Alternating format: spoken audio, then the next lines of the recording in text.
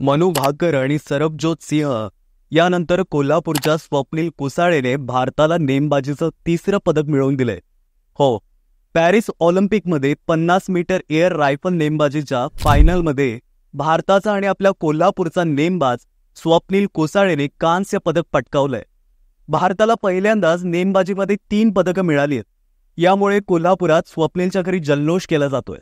पूर्ण महाराष्ट्रातून देशातून त्याच्यावर कौतुकाचा वर्षाव होतोय. या स्पर्धेच्या अंतिम फेरीपर्यंत पोहोचलेल्या स्वप्नीलने यापूर्वी 2022 साली एशियन गेम्समध्ये सांघिक सुवर्ण पदक मिळवलं होतं.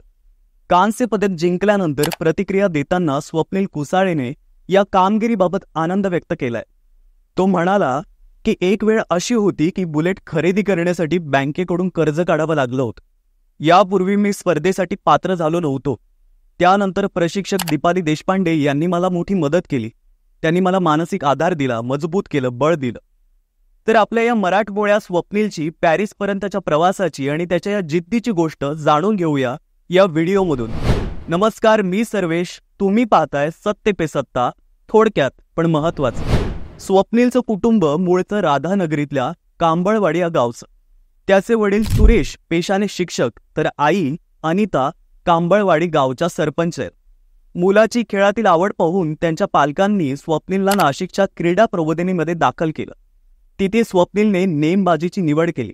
2009 मध्ये वयाच्या 14व्या वर्षापासून स्वप्नील नेमबाजीचा सराव करतोय.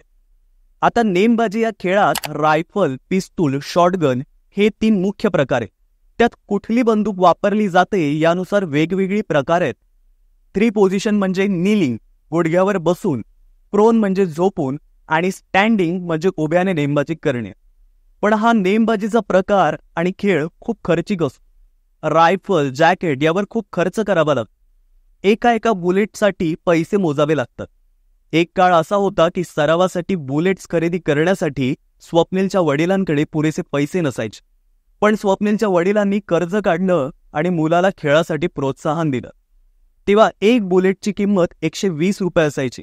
त्यामुळे नेमबाजीचा सराव करताना प्रत्येक बुलेट काळजीपूर्वक वापरायचो, कारण अधिकचा खर्च परवडणारा नव्हता. मी जेव्हा या खेळासाठी सुरुवात केली तेव्हा माझ्याकडे पुरेसे सामान सुद्धा नव्हतं, असं स्वप्नीलने सांगितलंय. तसेच माझ्या या यशामध्ये आईवडिलांसोबतच माझ्या प्रशिक्षिका दीपाली देशपांडे यांचं योगदान खूप मोठं आहे, असंही तो म्हणते. दीपाली मॅडममुळे आयुष्यात आणि खेळात योग्य शिस्त लागली, दिशा मिळाली. त्यांनी आम्हाला या गोष्टी त्यांच्या कृतीतून शिकवल्या. नेमबाजीशिवाय माणूस म्हणून कसं वागलं पाहिजे हे सुद्धा त्यांच्याकडून शिकायला मिळालं. त्या माझ्या दुसऱ्या आईसारख्याच आहेत, असंही तो म्हणतो. 2013 उजाडेपर्यंत स्वप्नीलला नेमबाजीत आपली चोळूक दाखवायला सुरुवात केली होती. तेव्हा लक्ष स्पोर्ट्स ही संस्था त्याच्या पाठीशी उभी राहिली. पुढे रेल्वेने सुद्धा स्वप्नीलला नोकरी दिली. 2015 पासून मध्य रेल्वेच्या पुणे विभागात प्रवासी तिकीट परीक्षक TTE म्हणून तो नोकरी करतोय. तेव्हापासून त्याने बालेवाडीमधील छत्रपती शिवाजी महाराज क्रीडा प्रबोधिनीमध्ये सराव करायला सुरुवात केली. आजवरच्या कारकिर्दीत स्वप्नीलला नेमबाज विश्वजित शिंदे आणि दीपाली देशपांडे या दोघांनी मार्गदर्शन केलंय. स्वप्नीलविषयी त्याचे कोच विश्वजित शिंदे म्हणतात, स्वप्नील हा अतिशय शांत मुलगा आहे. तो कधीच बडबड करत नाही. तो बाकी कोणत्याही फंदात न पडता फक्त सरावावरती फोकस ठेवतो. नेमबाजीत राष्ट्रीय पातळीवर पोहोचल्यावर सुद्धा स्वप्नीलचा आजवरचा प्रवास सोपा नव्हता. गेली अनेक वर्ष त्याला तीव्र वेदना, ताप, अशक्तपणा असा त्रास जाणवायचा. अधूनमधून टॉन्सिलचं दुखणं सतत डोकं वर काढायचं. बरेच उपचार घेऊन सुद्धा हे काय होतंय याचं निदान लवकर लागलं नाही. त्यामुळे वेदना सहन करतच तो खेळत राहिला. शेवटी डिसेंबर 2023 मध्ये त्याच्या या आजाराचं नेमकं कारण समजलं. स्वप्नीलला दुधाची ॲलर्जी असल्याचं निष्पन्न झालं. दुधातल्या लॅक्टोजचा त्रास होत असल्यानं स्वप्नीलला दूध आणि दुग्धजन्य पदार्थ खाणं बंद करावं लागलं. तेव्हापासून त्याच्या तब्येतीत सुधारणा झाली आणि त्यांनी आपल्या सरावावरती जास्त लक्ष केंद्रित केलं. फायनलमध्ये शूट करताना दबाव हा असतोच, पण मी श्वासावर नियंत्रण ठेवलं आणि संयम ठेवत शूट करत राहिलो, असं तो म्हणाला. मागच्या कामगिरीचा फार विचार न करता शांत राहून शूट करण्यावर लक्ष दिल्याचं त्यानं सांगितलं.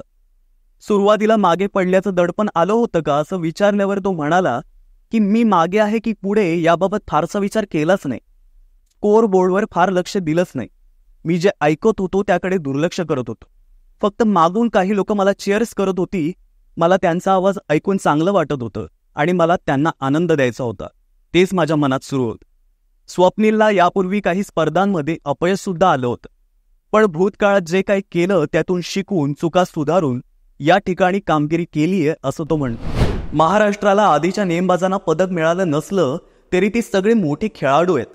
मला पदक मिळालं असलं तरी त्यांचं मोठेपण कमी होत नाही असंही तो म्हणतो. स्वप्नीलचे वडील सुरेश कुसाळे माध्यमांशी बोलताना म्हणाले की नेमबाजीत त्याने कधीही कंटाळा केल्याचं मला आठवत नाही. तो सरावासाठी सतत तयार असायचा. याशिवाय तो एकदम शांत आणि शिस्तबद्ध मुलगा आहे. या यशामागे पूर्णपणे त्याची चिकाटी आणि मेहनत आहे. आम्हाला त्याचा अभिमान आहे. खरं तर स्वप्नीलचा अभिमान त्याच्या वडिलांनाच नाही तर संपूर्ण महाराष्ट्राला आणि देशाला आहे. त्याच्या या कामगिरीबद्दल सत्तेकडून त्याला खूप खूप शुभेच्छा.